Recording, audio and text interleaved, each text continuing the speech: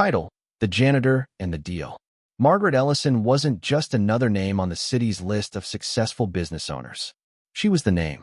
Alongside her late husband, she had built Ellison Global from the ground up, starting in a cramped one-room office and growing it into one of the most respected corporations in the state. After her husband's sudden passing 8 years earlier, many had quietly speculated that the company would falter without his guidance. But Margaret proved everyone wrong. Not only did she keep the business afloat, she expanded it. She was known as a visionary. Sharp, calculated, always 10 steps ahead. Her presence in any boardroom was commanding. People admired her, respected her, sometimes even feared her. But admiration couldn't fill the silence of her enormous, empty house. Margaret rarely let anyone in, physically or emotionally. She was private, reserved, and impeccably composed. She didn't mingle. She didn't attend company parties. Most of her employees had never had a real conversation with her. Despite her success and status, there was a loneliness in Margaret's eyes that no one dared ask about. She carried herself like a fortress, untouchable. Only she knew that the weight of her husband's absence had never lessened. Every night, as she looked out from the balcony of her penthouse, she still whispered the promises they once made under the stars. At Ellison Global, there were hundreds of employees, executives, strategists, marketers, analysts. But one person stood completely outside the whirlwind of power and deals: Leo. Leo worked the night shift as the janitor. He'd been at the company for over 2 decades. Quiet, reliable, invisible. He wore a dusty gray cap pulled low over his forehead and carried a calm presence with him wherever he went. No one paid him much attention. He was just the man who mopped the floors, took out the trash, and made sure everything was tidy before the morning rush. Leo didn't mind. In fact, he preferred it that way. He found comfort in routine, in the quiet rhythm of cleaning an office long after the busy people had left. But what no one knew was that Leo noticed everything. In his silent walkthroughs, he caught glances of documents left on desks, heard whispers in elevators, watched the way people moved and interacted. He didn't understand the language of corporate strategy, but he understood people. He understood honesty, fear, ambition, deceit. And though no one noticed Leo, Leo saw everyone. One chilly November evening, as Leo was about to clock out, something happened that would change everything. He was wiping down the windows in the executive lounge when he heard footsteps, sharp, deliberate. He turned and froze. Margaret Ellison herself was standing there, just a few feet away. "Leo," she said softly. He blinked, stunned. In all his years at the company, Margaret had never spoken directly to him. "Yes, ma'am," he replied quickly, pulling off his cap out of respect. She studied him for a moment, her expression unreadable. "I need a favor." Leo stood straighter, confused. "Of course. What do you need?" There was something in her eyes, something vulnerable. She looked less like the iron-willed CEO and more like a woman carrying a burden too long. "There's a high-stakes meeting tomorrow morning. A deal I've been negotiating for months. I want you to attend it with me." Leo's jaw dropped. "Me?" he asked, stunned. "Ma'am, I think there's been a mistake. I'm just the janitor. I wouldn't even know what to do in a meeting like that." Margaret's lips curled into a small, private smile. "That's exactly why I need you." He blinked again, more confused than ever. "You've worked here for years. You've seen more than most people realize. You're not involved in the business, which means you're not biased. You don't play games. You see people for who they are, not who they pretend to be. I've watched the way you carry yourself, Leo. You're observant. You're honest. And most importantly, I trust you." No one had ever said that to Leo before. His throat tightened. I appreciate that. Truly. But I don't own a suit. I wouldn't know what to say. You won't have to say anything. Just be there. Watch. Listen. Tell me what you think afterward. That's all I ask." Leo hesitated, unsure. But something deep inside, a quiet voice that had been silent for years, nudged him. Maybe this meant something. Maybe this moment was important. He gave a small nod. "Okay, I'll be there." Margaret gave a nod of approval. "Thank you, Leo. I'll make sure a car picks you up in the morning." And with that, she turned and walked away. Leo stood frozen, his heart pounding. Had that really just happened? The next morning, Leo woke before sunrise, feeling like he was walking into someone else's life. He pulled out the cleanest shirt he owned, pressed his slacks the best he could, and dusted off his old boots. He didn't have a suit, but he had pride, and he wore it like armor. As he stood in front of the mirror, he whispered to himself, "Just be honest. Just be you." The black company car pulled up precisely at 7:15 a.m. The driver opened the door without a word, and Leo slid into the plush leather seat, his hands trembling slightly. As they approached the towering glass headquarters, Leo could feel the weight of eyes on him. Men in designer suits, women in high heels and sharp blazers walked past him without a glance, or worse, with judgment. He heard whispers as he walked through the marble halls. "Is that the janitor? What's he doing up here?" Leo kept his head down. He wasn't here for them.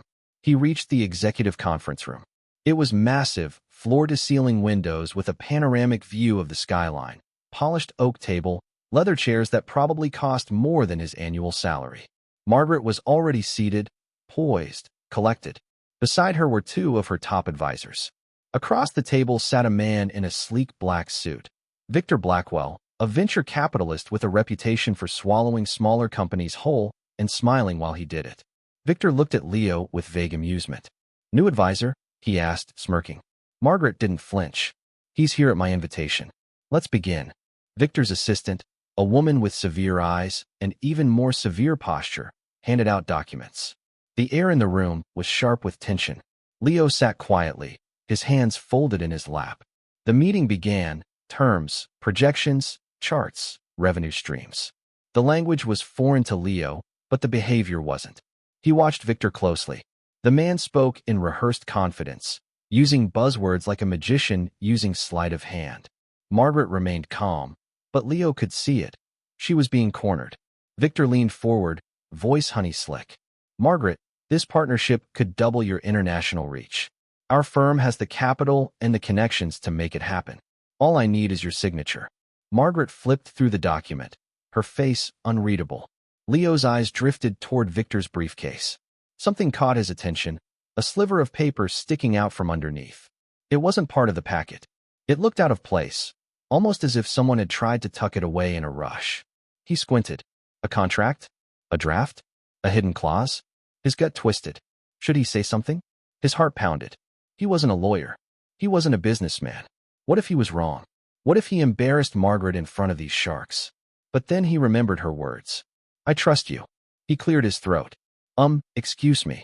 Everyone turned to look at him. Victor raised an eyebrow, amused. "Yes." Leo's voice was quiet, but firm. "There's a paper under your briefcase. I think Mrs. Ellison should see it." Victor's smile faltered. I'm sure it's nothing." Margaret's eyes narrowed. "Move it." Victor hesitated. "I said move it," she repeated. Slowly, he slid the briefcase aside. She reached over, pulled out the hidden page, and froze. Leo could see the shift in her face. Her eyes narrowed as she read, her fingers tightening around the page. Her voice, when it came, was icy. "This is a secondary contract, one that overrides the current terms. It transfers majority control of Ellison Global's real estate assets, without full disclosure. You are going to slip this in for me to sign." Victor shifted in his seat. "It's standard language. Just a placeholder. Not binding."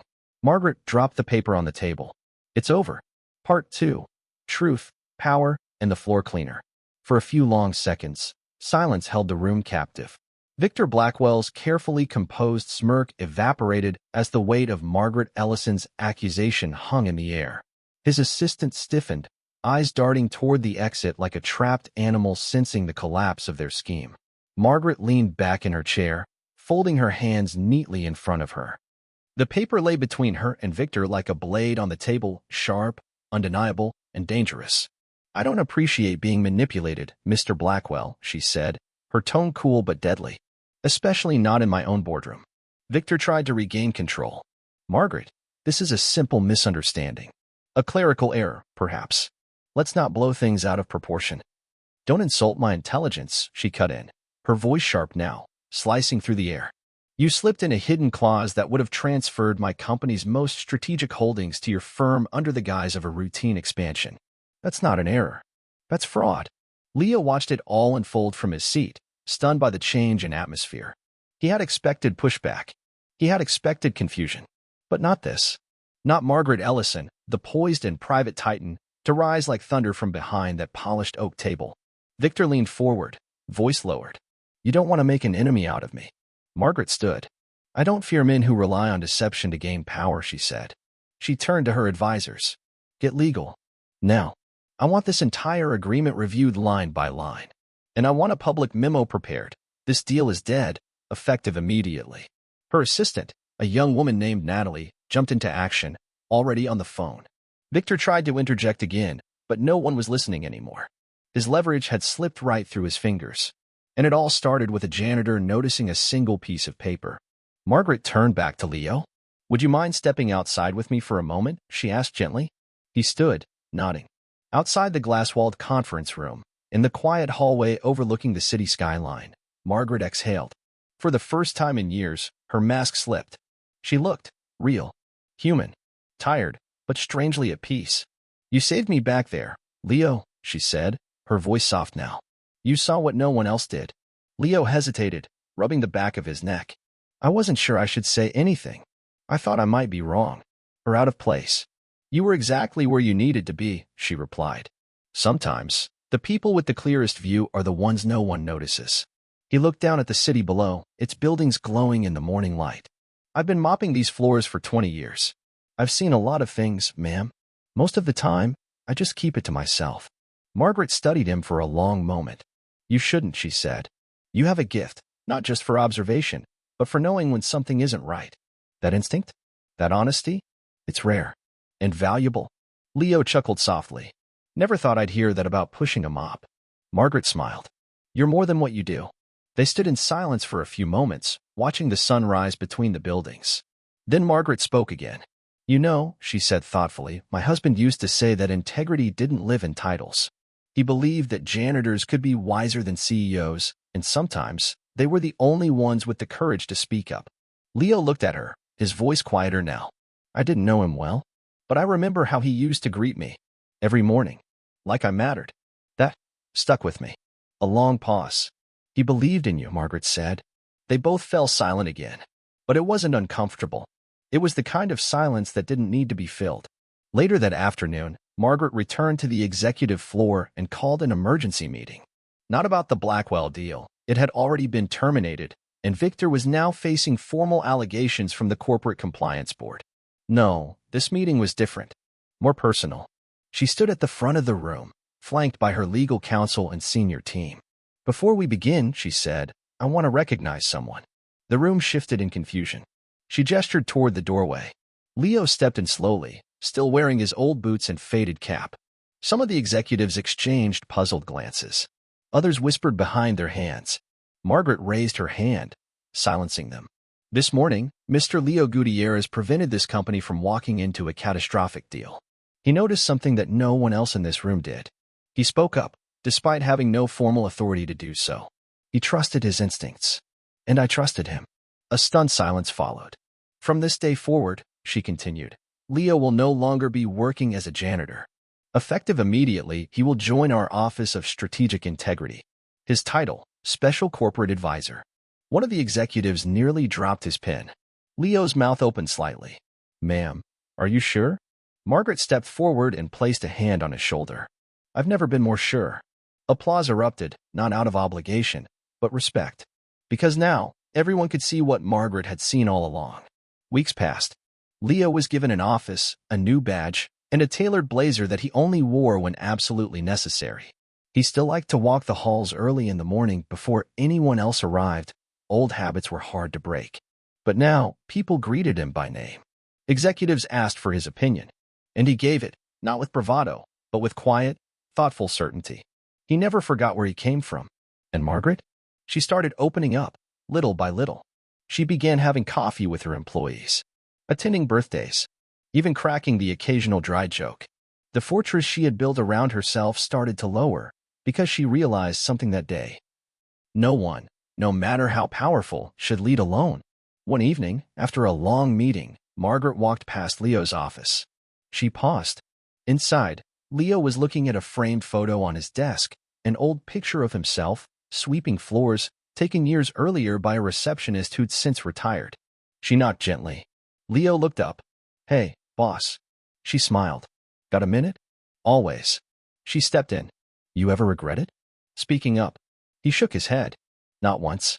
Then he added, but I do think about how easy it would have been to stay quiet. She nodded slowly. That's what makes it brave. Months later, Leo sat beside Margaret at a charity gala hosted by Ellison Global. The ballroom was filled with guests in gowns and tuxedos, sipping champagne beneath chandeliers. A spotlight lit up the stage as Margaret took the mic. She spoke about community, about legacy, about responsibility. Then she paused. And sometimes, she said, her voice steady, heroes don't wear suits or run companies. Sometimes, they carry a mop and wear an old gray cap. She turned to Leo in the crowd. Thank you. The room stood in applause. And Leo, for the first time in his life, stood tall not as the janitor, but as the man who saw the truth when no one else dared to look.